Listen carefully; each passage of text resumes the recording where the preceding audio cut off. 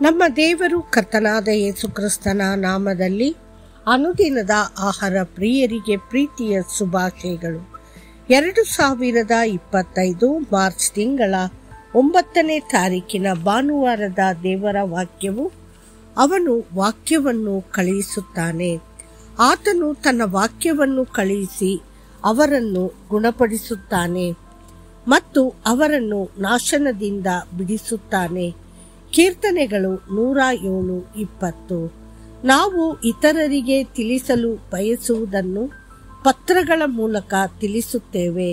ನಾವು ವಿವಿಧ ಜನರ ಮೂಲಕ ಹಲವಾರು ಸಂದೇಶಗಳನ್ನು ಕಳುಹಿಸುತ್ತೇವೆ. ಆದರೆ ಕರ್ತನು ತನ್ನ ವಾಕ್ಯವನ್ನು ಕಳುಹಿಸುತ್ತಾನೆ. ಇಂದು ಆತನು ನಿಮಗೆ ಮತ್ತು ನಿಮ್ಮ ಕುಟುಂಬಕ್ಕೆ ದೈವಿಕ ಗುಣಪಡಿಸುವಿಕೆಯನ್ನು ಆಜ್ಞಾಪಿಸುತ್ತಾ ತನ್ನ ವಾಕ್ಯವನ್ನು ಕಳುಹಿಸುತ್ತಾನೆ. ಅವನು ದೇಹ ಮತ್ತು ಆತ್ಮದಲ್ಲಿನ ರೋಗಗಳು ಮತ್ತು ದೌರ್ಬಲ್ಯಗಳನ್ನು ತೆಗೆದುಹಾಕುತ್ತಾನೆ ಮತ್ತು ಗುಣಪಡಿಸುತ್ತಾನೆ. ಲೌಕಿಕ ಮಾತುಗಳಿಗೂ ಕರ್ತನ ಮಾತುಗಳಿಗೂ ಬಹಳ ವ್ಯತ್ಯಾಸವಿದೆ. ಲೌಕಿಕ ಮಾತುಗಳಿಗೆ ಇಲ್ಲದಿರುವ ಆತ್ಮ, ಜೀವ ಮತ್ತು ಶಕ್ತಿ ಕರ್ತನ ವಾಕ್ಯಕ್ಕಿದೆ. ಆತನ ವಾಕ್ಯವು ಆತ್ಮವೂ ಜೀವವೂ ಆಗಿದೆ. ಅದು ಆತ್ಮಗಳನ್ನು ಪುನರುಜ್ಜೀವನಗೊಳಿಸುತ್ತದೆ. ಅದು ಮೂರ್ಖರನ್ನು ಬುದ್ಧಿವಂತರನ್ನಾಗಿ ಮಾಡುತ್ತದೆ. ಇದನ್ನು ನಂಬಿದ ಶತಾಧಿಪತಿಯು ಯೇಸುವಿಗೆ, ಕರ್ತನೇ, ಒಂದು ಮಾತ್ರ ಹೇಳು, ಆಗ ನನ್ನ ಸೇವಕನು ಗುಣಮುಖನಾಗುವನು. ಮತ್ತಾಯ 8:8.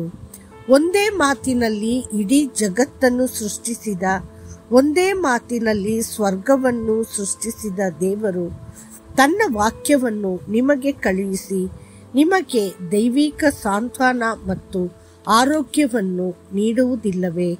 ಸತ್ಯವೇದವು ಹೇಳುತ್ತದೆ, ಹೃದಯದ ಸಮೃದ್ಧಿಯಿಂದ ಬಾಯಿ ಮಾತನಾಡುತ್ತದೆ.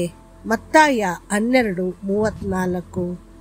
ಕರ್ತನ ಹೃದಯವು ಕರುಣೆ ಮತ್ತು ಅಪಾರ ಪ್ರೀತಿಯಿಂದ ತುಂಬಿದೆ ಮತ್ತು ಆತನ ಬಾಯಿ ಗುಣಪಡಿಸುವಿಕೆಯನ್ನು ಹೇಳುತ್ತದೆ, ದೈವಿಕ ಆರೋಗ್ಯದ ಬಗ್ಗೆ ಮಾತನಾಡುತ್ತದೆ. ಕರ್ತನು ಹೇಳುತ್ತಾನೆ, ನನ್ನ ಬಾಯಿಂದ ಹೊರಡುವ ಮಾತು ಹಾಗೆಯೇ ಇರುವುದು.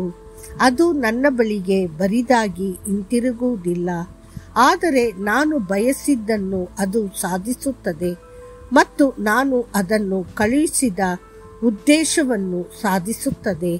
ಯೆಶಾಯ 55:11. ಆದ್ದರಿಂದ ದೇವರ ಶಕ್ತಿಯು ನಿಮ್ಮ ದುರ್ಬಲ ದೇಹದಲ್ಲಿ ವಾಸಿಸುತ್ತದೆ.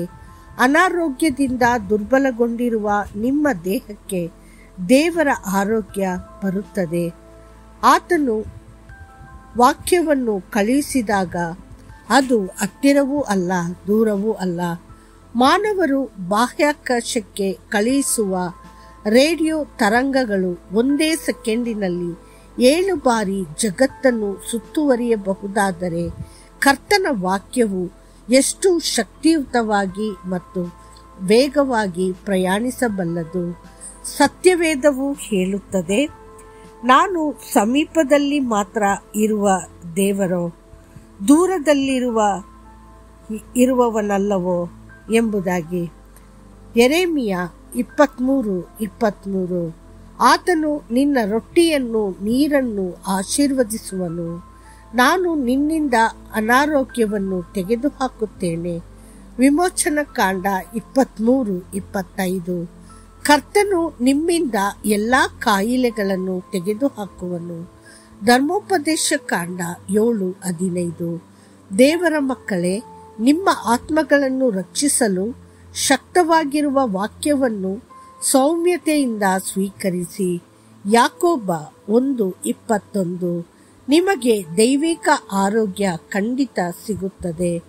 ಮತ್ತಷ್ಟು ಹೆಚ್ಚಿನ ಧ್ಯಾನಕ್ಕಾಗಿ ನಿನ್ನ ಎಲ್ಲ ರೋಗಗಳನ್ನು ಗುಣಪಡಿಸಿ ನಿನ್ನ ಪ್ರಾಣವನ್ನು ನಾಶನದಿಂದ ಬಿಡಿಸುವಾತನು, ನಿನಗೆ ದಯೆ ಮತ್ತು ಕರುಣೆಯ ಕಿರೀಟವನ್ನು ಧರಿಸಿ ನಿನ್ನ ಬಾಯಿಯನ್ನು ಒಳ್ಳೆಯದರಿಂದ ತೃಪ್ತಿಪಡಿಸುವಾತನು, ನಿನ್ನ ದಿನಗಳು ಹದ್ದಿನಂತೆ ಹೊಸದಾಗುತ್ತವೆ.